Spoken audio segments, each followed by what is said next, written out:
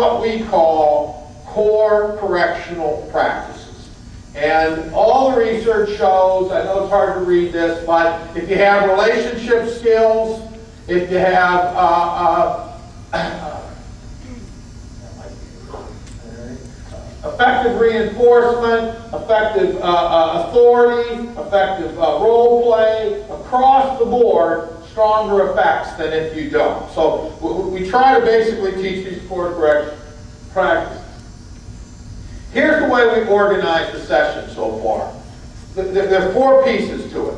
First is the check-in, the review, the intervention, and the homework and practice. So what we're giving officers is a model to follow. All right? In fact, in Indiana, they put it on their screensavers. All right? So they actually have the 4 steps. The officer has the 4 steps on their screensaver so they can follow. The check-in. What do you do in the check-in? Check-in, first you want to determine, are there any acute crisis or needs? You says to you, I just got thrown out of the house, that's a crisis, right? You're going to have to deal with that right away.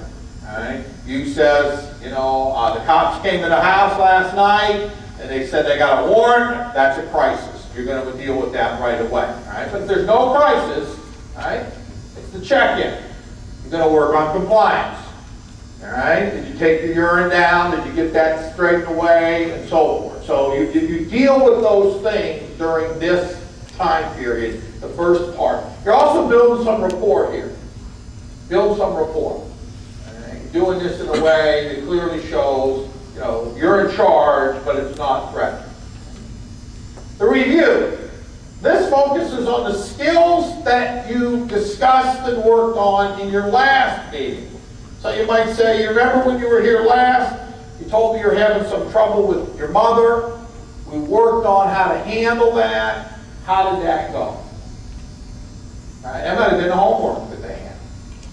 And you said, well, I tried it, but she still got mad at me. You know, we had a fight. Now, okay, that tells me we've got to work on that some more.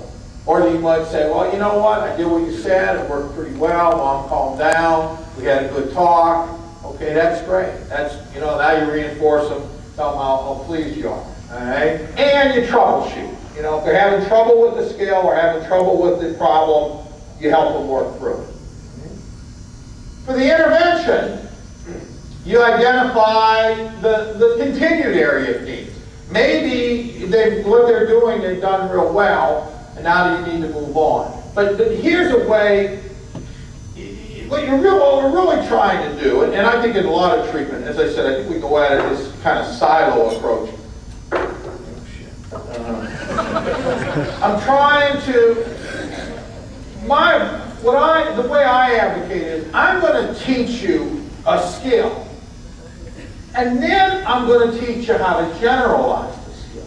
So think about it. If I teach you good problem-solving skills, all right, you've got the skill.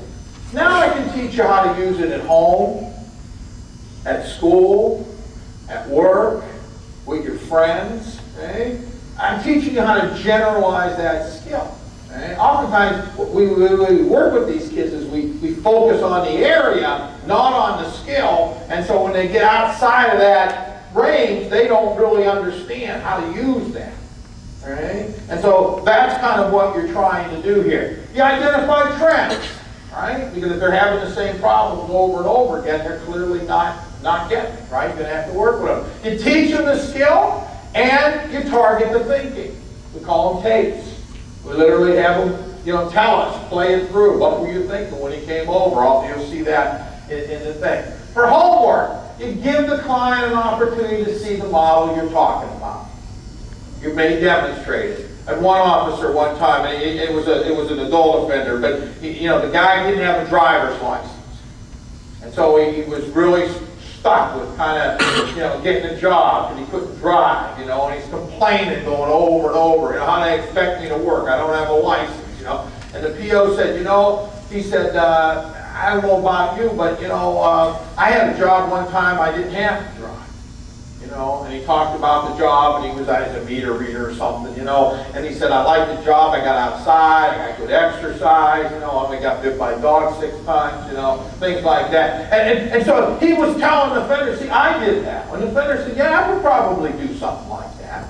So he was the role model for the offender. You want to role play the new skill before they leave the office, right? And that sounds corny, but when you do that, it's also establishing a relationship, right? Because it's you're not sitting behind that chair. You're saying let's work on this a little bit. All right? You give them the homework and you give them instructions.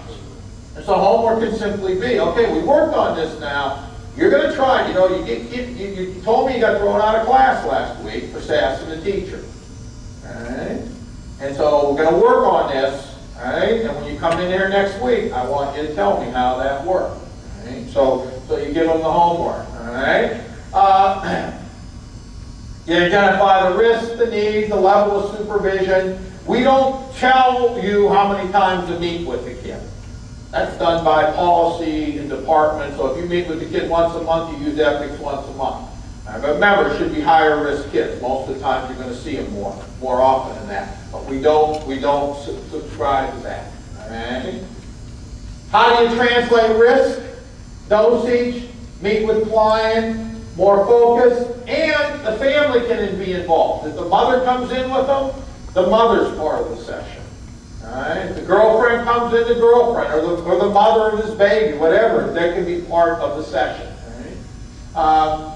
With needs, you work through the non-criminogenic, but your priority is always on thoughts, attitudes, values, and beliefs. Structured supervision, develop a relationship, and teach core skills in a concrete way. That's responsivity. Important for me to mention, ethics is not designed to replace cognitive behavioral treatment. So, kid has a substance abuse problem, you may need to go to substance abuse treatment. Kid needs some vocational skills, you're going to go work on those vocational skills. You're not replacing that. Okay? You're supporting that. Okay? But what we want to hope is officers can become agents of change, not just control. Because control doesn't work very well. We want you to be agents of change. All right, we're going to listen to this is from Indiana. They have adult and juvenile there. They're using it in both. And they said it's they really can use it in their everyday work. So let me play first the bad tape. I know we all want to go to lunch. So.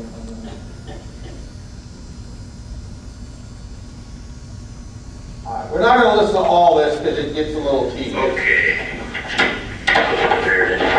I'm speaking with. This is a parole officer. Cody who? There's a relationship builder. Your number is? Just tell me your number, he says. What is your DYS number? Speak up. 215-300. Okay. Where you want to start? You want to start with the teacher just did, or you want to? No, it ain't about where I want to start. You're the one that's slowly heading in, heading south. Tell me what's going on, Cody. You talking about the school thing? Go on. Now, please don't put me to sleep. Last week it was, the groping the female teachers or whatever. And it was mom being upset. The week before, or was that last week too, and throwing you out of the house. You spent some time with your granddad or your father. Now this week. Level drop. Tell me what's happening, please. A lot of things going on at once. Help me, please. What does everything mean? Family, it's like a lot of family issues, like everything that's like small stuff, little arguments and everything. She's been like, so I've been able to talk to nobody at all. Everything's happening at once. You feel like you're closed in. Yeah. And Ed's got you in the corner now, huh? What's he going to do? Is he going to come across that desk and smack me or whatever, huh? Is he going to do this? Is he going to foul me? Is he going to lock me up, right? What's that mean? Pretty much. Pretty much. Pick one and tell me about it, please. Pretend we're at Indian River. We're at